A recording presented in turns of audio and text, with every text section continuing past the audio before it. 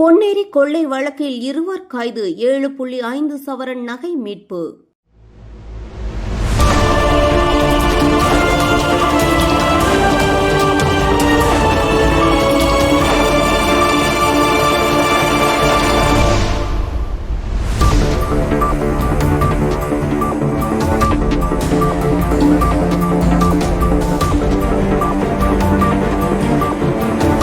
பொன்னேரி அருகே ஆம்புலன்ஸ் ஓட்டுநர் வீட்டில் 15 சவரன் நகை, ரொக்கம் மற்றும் வீட்டு உபயோகப் பொருட்கள் கொள்ளையடிக்கப்பட்ட வழக்கில் 2 கைது செய்யப்பட்டுள்ளனர்.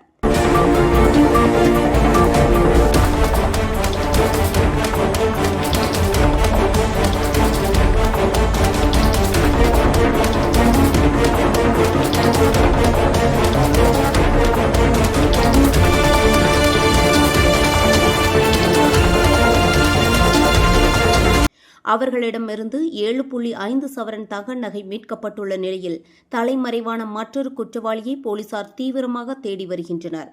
வேதா நியூஸ் டைம் செய்திகளுக்காக செய்தியாளர் ராஜா.